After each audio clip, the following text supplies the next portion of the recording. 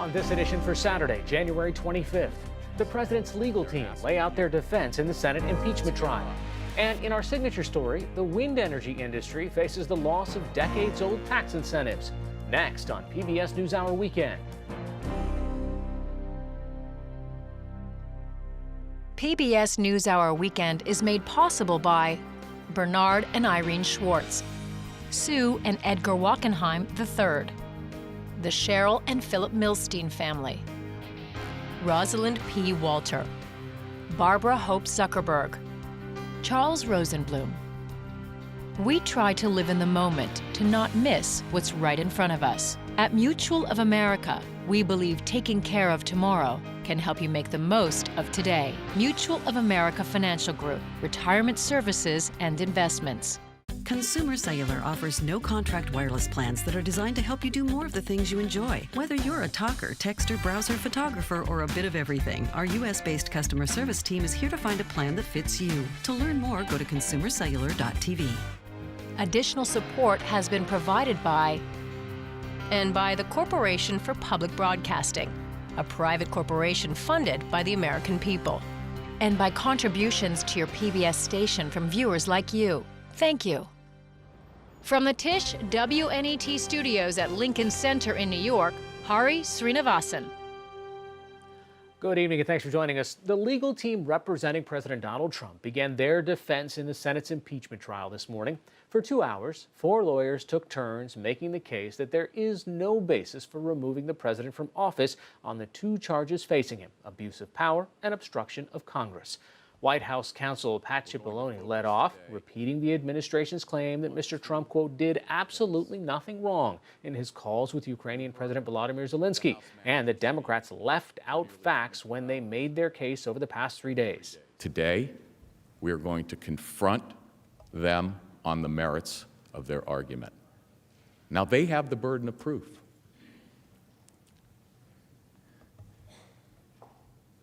And they have not come close to meeting it. He repeatedly charged that Democrats are using impeachment to undo the result of the 2016 election and prevent the president's re-election this November. They're asking you to tear up all of the ballots across this country on your own initiative.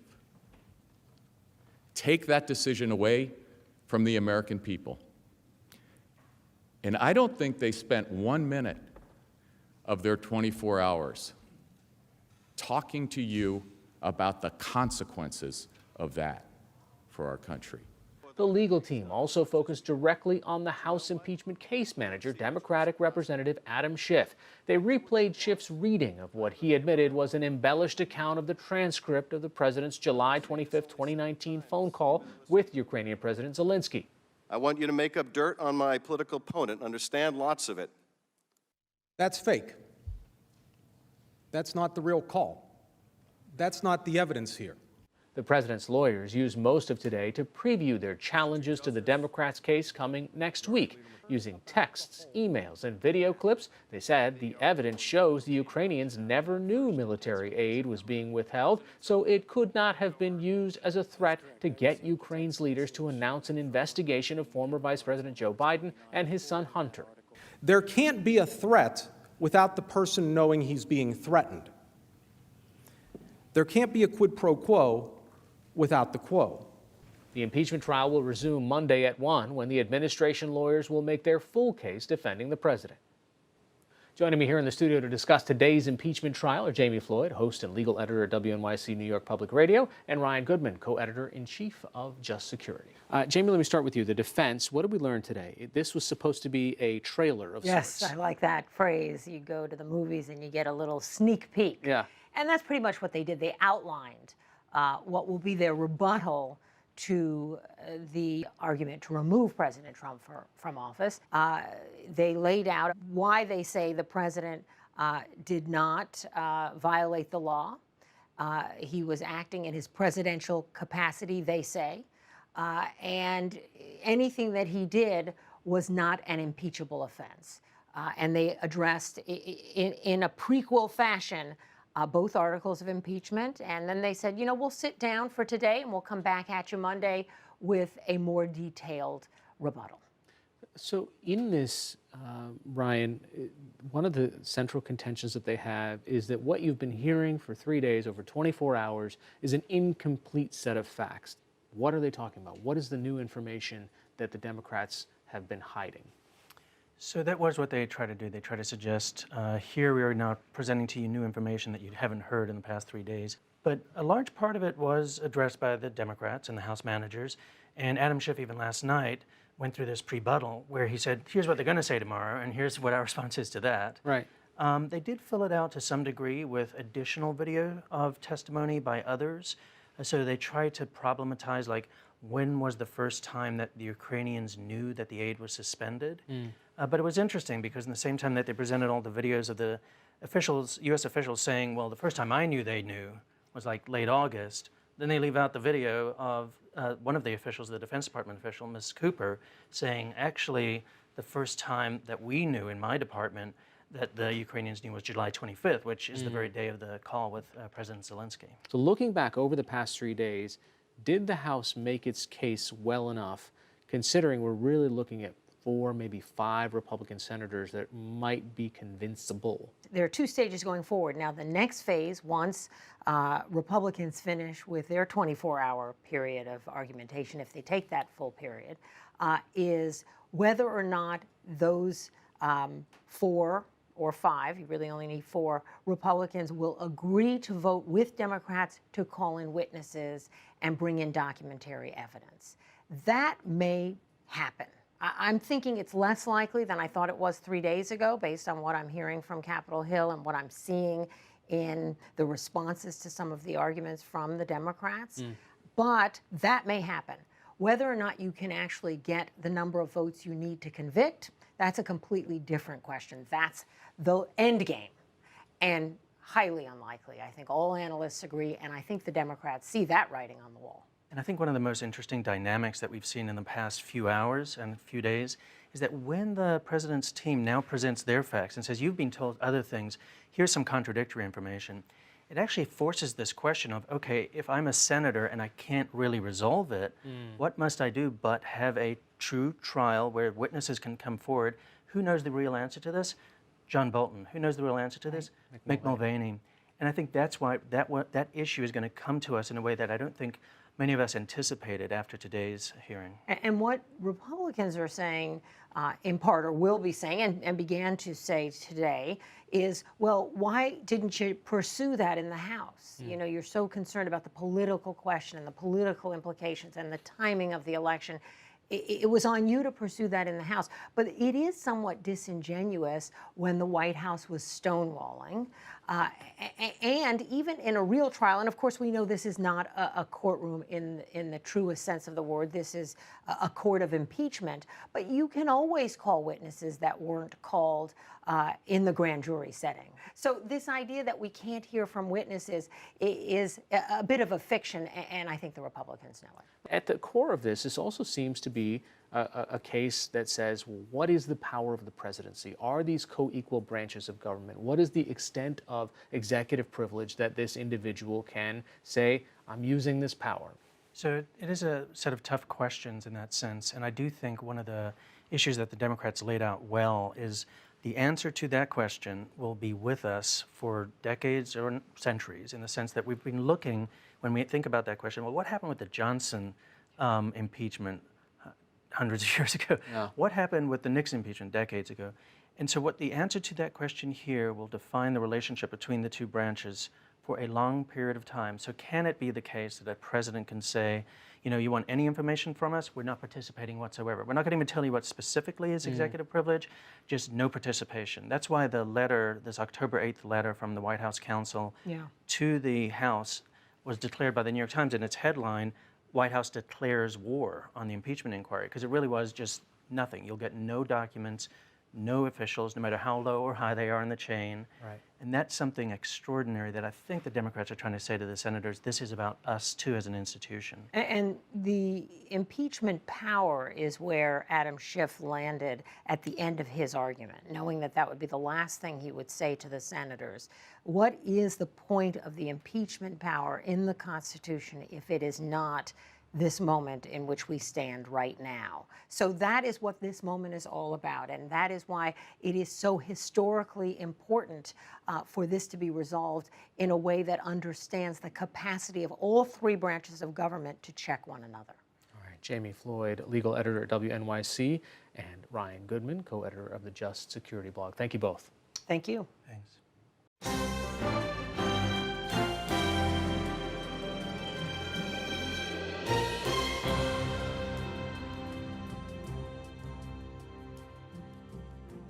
China's President Xi Jinping warned of a, quote, accelerating spread of the coronavirus today and called the situation grave. 42 people have died, and the virus has infected more than 1,200 others since the outbreak began in the central Chinese city of Wuhan.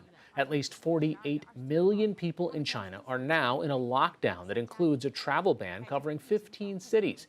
Festivals and events marking today's Lunar New Year are canceled. Hong Kong ordered schools closed through mid-February.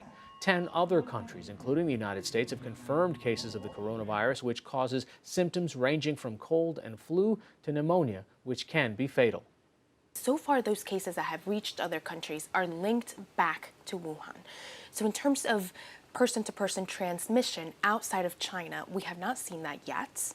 And there are, and I always like to put this in perspective, there are viruses in this country right now, such as the flu, that pose a much, much bigger threat.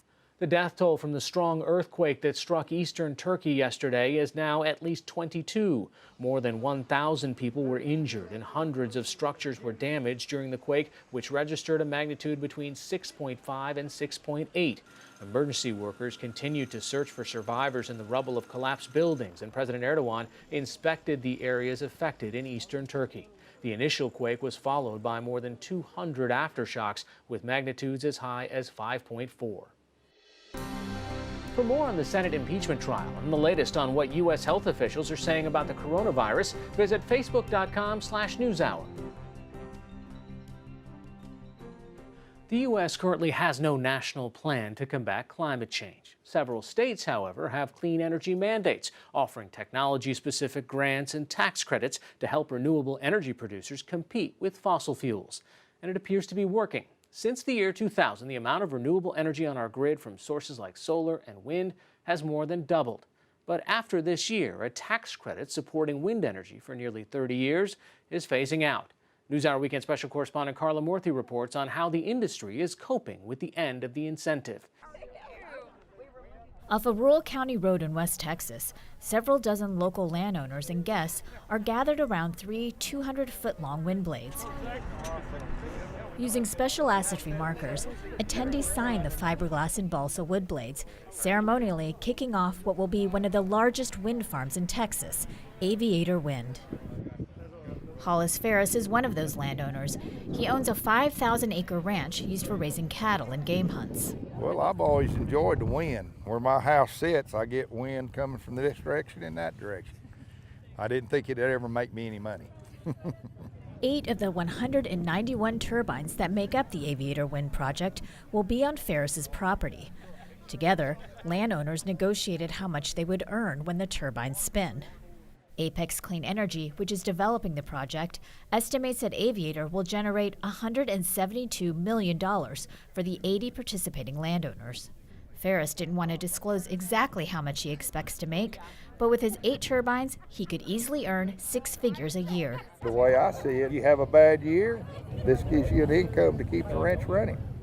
When Aviator Wind is completed, it will produce 525 megawatts of energy each year, enough to power about 185,000 homes. Mark Goodwin is the CEO of Apex Clean Energy.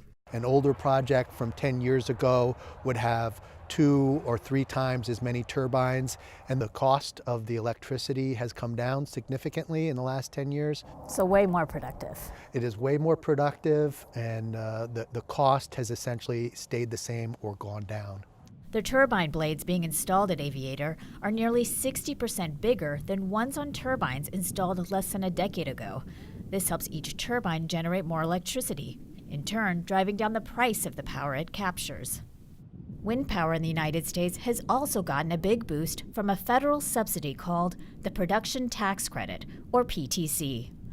First passed in 1992 as part of the Bipartisan Energy Policy Act, it's one of several incentives to support renewable energy technologies in the United States. The PTC provides a subsidy to wind energy producers for each kilowatt of energy generated for the first decade of a project's operation. While the credit was originally scheduled to end in 1999, it has been extended by Congress 12 times since then. The idea with the PTC was to say, okay, we've got these technologies that don't seem to be developing as fast as we want them to, so let's put an incentive there. Melissa Lott is a senior research scholar at Columbia University's Center on Global Energy Policy. So if you look back at 1992 and you look at onshore wind, we had somewhere around 1.5 gigawatts of wind. And if you look at it today, fast forward, we're talking at having over 100 gigawatts of wind power in the country. It's producing 7% of the electricity in this country at this time. Since 2011, we've seen the amount of wind on the system double. That's incredible growth. At the same time, the PTC has also helped push down the wholesale cost of wind energy by about 70% in the last decade. Onshore wind looks like it's competitive in a significant number of states in the US.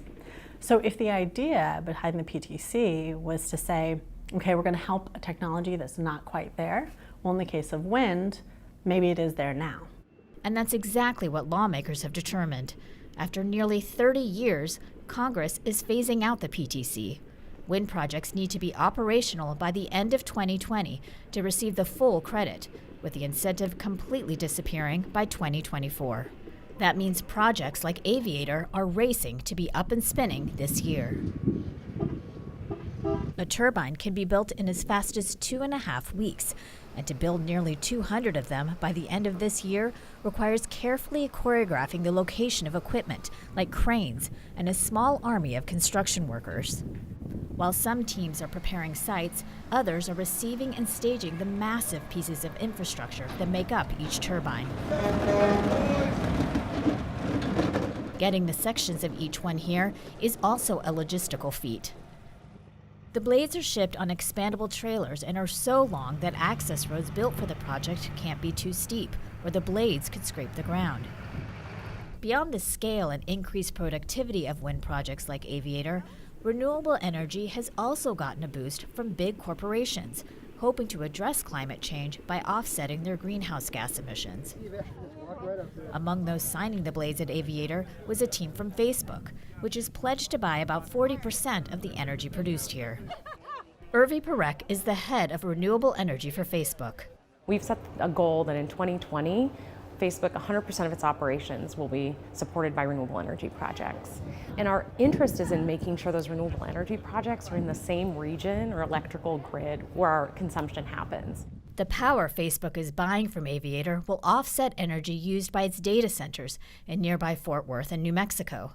In the last 7 years, Facebook has already bought enough renewable energy to power about 75% of its operations. Does it make economic sense to be purchasing power here from the Aviator Wind project? You know, we look at the amount of money it takes to run our entire data center, and the renewable energy piece is built in for us. And it's not that many years ago when people believed that renewable energy was too expensive to use. And it's been impressive with technological advances to see the costs of renewable energy coming down.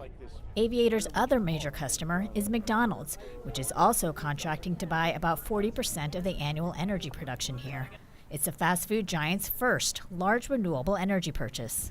So you have some big companies that have agreed to buy a significant chunk of energy from your project. I mean, how important are those kinds of agreements to creating a market for big wind projects? It's critical, and it is a terrific evolution of our industry where there are a lot of corporations like McDonald's and Facebook who understand that one of the best ways for them to mitigate their carbon emissions is for them to procure electricity from wind farms like Aviator.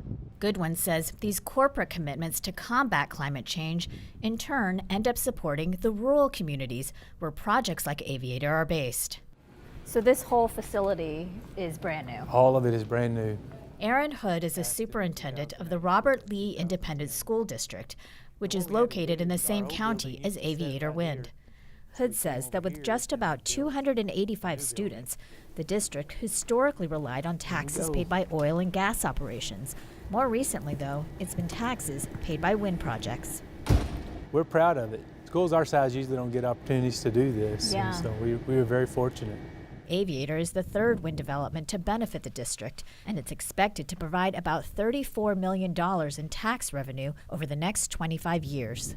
Did you ever think wind would play such an important part in running your district? I did not. I don't think anybody here ever even thought about that. And so I think it's been, a blessing to us. I think it gives us the school, the facility that we have, and it's good for our kids. But with the PTC phasing out, analysts expect there to be a drop-off in wind installations over the next several years. And although producers have known about this phase-out since 2015, some in the wind industry are worried. It could be problematic if there is no carbon policy put in place. Apex CEO Mark Goodwin says there was a belief that a larger plan to tackle climate change was coming. The wind industry voluntarily agreed to a phase out, but that was in a scenario where over that phase out, we expected there to be a carbon policy that ramped up. Wind and solar generate no greenhouse gases. Fossil fuel generators, they pollute for free, and there should be a price on that, and that will help balance out where we go in the future. There have been several proposals to curb greenhouse gas emissions dating back decades, including carbon taxes, cap-and-trade systems, and more recently, a Green New Deal that would mandate renewable energy on the grid. But the U.S. is far from passing any kind of national carbon policy to prevent climate change. In fact, in 2017, the Trump administration announced it was pulling the United States out of the Paris Climate Accords. And this is an absence of a climate policy. Energy researcher Melissa Lott says relying on incentives for specific technologies, like the production tax credit for wind, is not the most efficient way to reduce greenhouse gas emissions. The best thing we can do is to have a policy that stays technology neutral and says our goal is zero carbon. Given that goal, here's a structure in which for you all to operate, and then let the markets decide what happens after that. So, but without that federal policy, should we continue having these tax credits? Yeah, so there are arguments both ways. But I think if we don't have a national policy that supports climate holistically, we should be doing whatever we can. And if the means before us is a production tax credit, then fine. As the wind industry enters the last year of the full PTC, 2020 is projected to be a record year, with developers expected to install nearly 40% more wind energy than last year. This is PBS NewsHour Weekend, Saturday.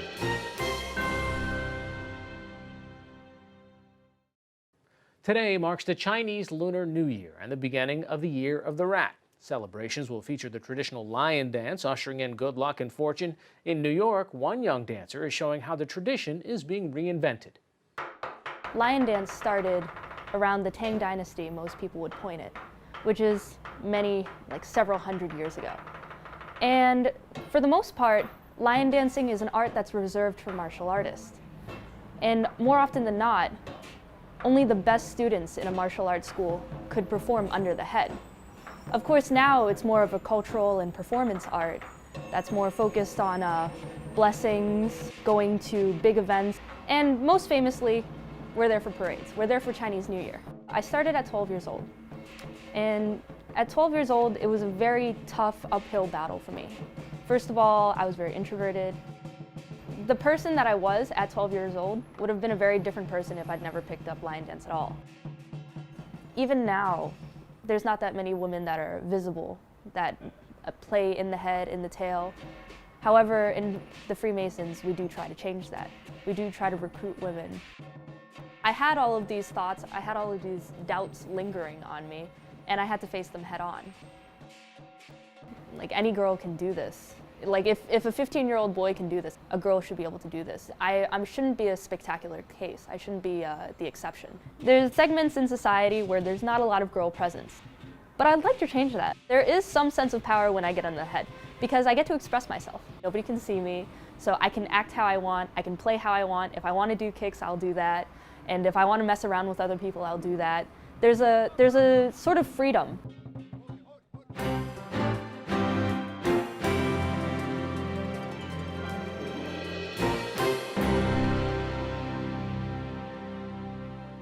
You can find more news and reactions to the opening of the president's defense in the impeachment trial and our full conversation with Dr. Edith Bracho-Sanchez about the coronavirus on our website, pbs.org/newshour.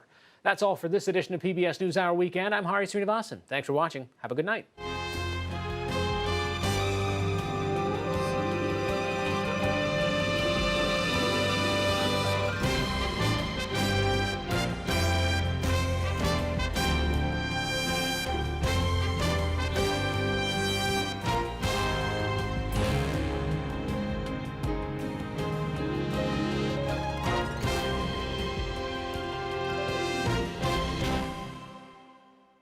PBS NewsHour Weekend is made possible by Bernard and Irene Schwartz, Sue and Edgar Wachenheim III, the Cheryl and Philip Milstein family, Rosalind P. Walter, Barbara Hope Zuckerberg, Charles Rosenblum.